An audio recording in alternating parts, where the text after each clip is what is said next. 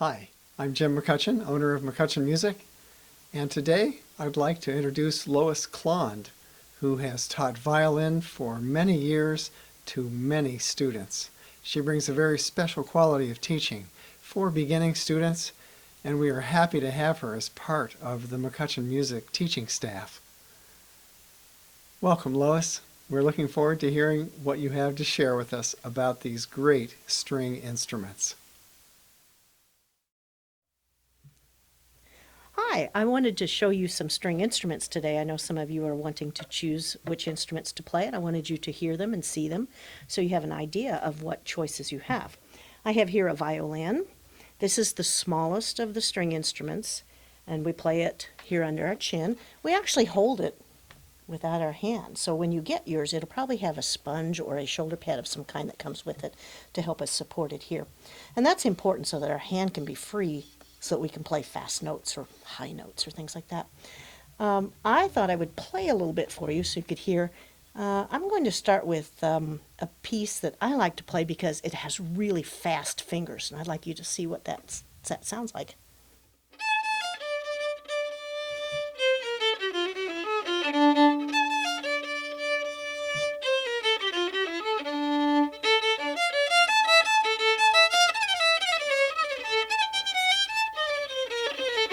So that's just a little of that with fast fingers. And they just kind of just go down like that. So I can't be holding my violin hard here. Sometimes we play very high on the violin. It can go like clear up to there. And one of the questions I get a lot is, what's the difference between the violin and the fiddle?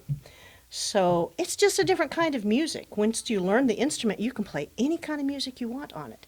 So I have a little fiddle tune I'm going to play. It's called Bowling Down the Cabbage. It's like,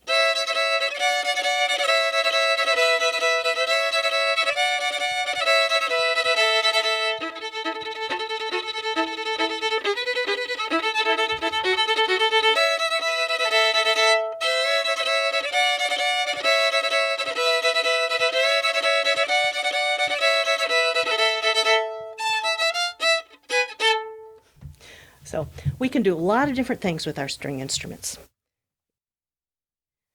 The next instrument I'd like to show you is a viola. It looks a lot like a violin, but I brought the violin up too so you can see the difference. Violas are a little bit bigger. Violas are different in that they're not standard size. You generally play one that's just as big as what you can handle, but we don't want one that's too big. If it's too big, it will hurt to play. You'll hurt your back, and you'll go, oh, this is so tiring, and your hand won't be able to reach out. So we have to measure carefully that we have the right size viola. A lot of students that choose viola like it because they like the sound. It's a little different than the violin. It plays a little lower, and it just has a more mellow sound, so it's like...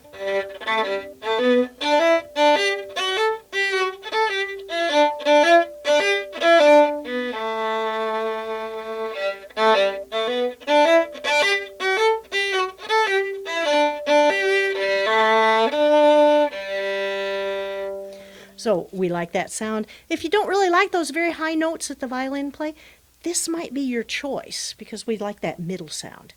And that's kind of it for the viola, I think. This is the cello.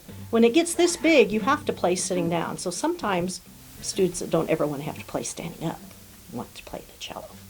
Cellos play low.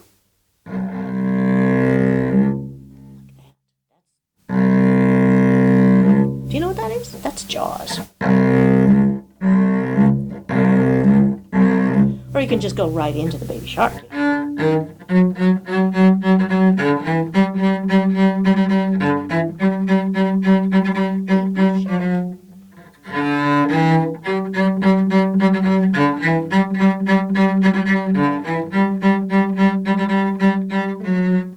So this is a much lower sounding instrument. And I think sometimes children just really, or people just really like the way this low sound is. This is the bass. This is the biggest of the string instruments, and it plays really low. So if you really like those sounds, this is where you want to be.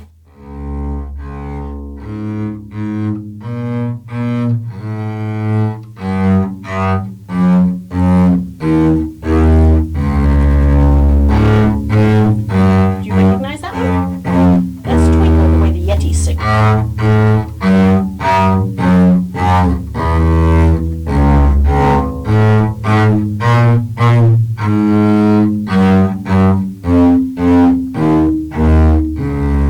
this bass is only a half-size bass. I think you can see the one over here is even bigger. And they actually make them smaller too. And that's true with all of our string instruments. We can size them to you. So if you're very tall but you want to play the violin, that's fine. If you're really tiny, you want to play the bass, we can find one that fits you. We can make sure that the instrument will fit you.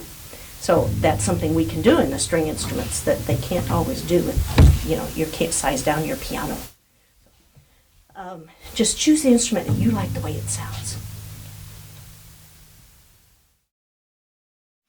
So I'm going to talk to you now about sizing of string instruments. They come in a lot of different sizes. I have here the biggest violin and the smallest violin, and there's 7 sizes of violins. So we need to make sure you have one that fits your child. It's very easy to look on the internet and see, oh, look, here's a violin. It costs $50. You're going to get what you pay for. So it's really hard for kids if you get them an instrument that's not very good. They don't stay in tune. They need a lot of repair before they're even playable. So I don't recommend that we go buy a violin. I think we should rent an instrument first. You may end up with a half-size violin, and then you have another size later and another size. You don't want to own a collection of little violins. So we want to rent for a while. We can get a good quality instrument that way that will service your child. It will be just what they need to begin. Now, this is the way I size kids for violins and violas. They need to be able to reach all the way around the scroll of the violin like this. Otherwise, the instrument can be too heavy for them and they won't be able to support it with their hand, with their head. And their fingers won't be able to reach far apart. So we need to make sure our violin is not too big. It's too hard to play one that's too big. And, that works for violas too. They are sized just about the same as violins. Violas come in a lot of different sizes, but we usually measure them by inches instead of like half size or 3/4 size. Most of my students that are about 10 are about on a half size instrument for violins, violas, and cellos. Basses, that's usually about a 1/8 size bass. When I measure for a cello, I like to see the cello hit the student about here where your breastbone is, and then this peg should be behind your ear. And that's what we're looking for. We need to find a place where if we wanted to play it with the bow, it's not way down where we have to lean over to find the bow. It needs to be here where we can see what we're doing. And then we want our peg just about right there. So that's how we measure for cello. They do have an end pin, so we can adjust some to make it fit for how high we need it to be. And the same thing goes for our bass. When I measure for a bass, I want to see that I can play my hand and I can reach where the tone is the best. And that is between the end of our fingerboard and our bridge.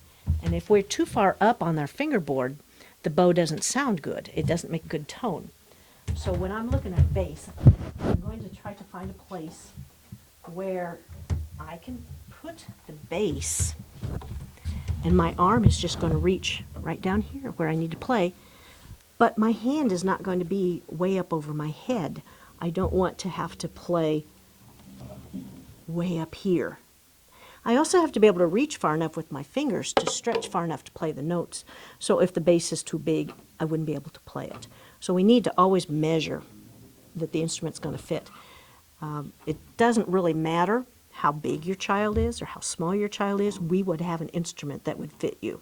So don't just think because she's really short she has to play a violin. She could still play the bass if she wanted. Thank you, Lois. It's great to see the beautiful music you can make on the string instrument family, from the tiniest ones to the biggest one. Here at McCutcheon Music, we rent and sell only quality instruments, instruments that meet or exceed national standards set by music educators. We have a wonderful repair shop that checks out every instrument before it goes out the door. And they're also there to help you in case anything goes wrong. At McCutcheon Music, our maintenance policy is included in your monthly fee. It's not added on, as you'll find elsewhere.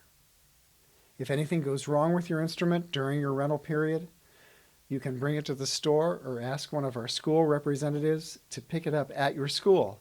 We will fix it for you at no extra cost. And if the repair will take a while, McCutcheon Music offers free loaner instruments. We have a wonderful teaching staff of over 50 teachers, many of whom specialize in string instruments. Check out our reviews on Google and Facebook, and you'll see why McCutcheon Music has had such success for over 30 years. Call us at the number on your screen or visit our website. We'd be glad to talk to you about how McCutcheon Music can be instrumental in your child's musical education. Thank you.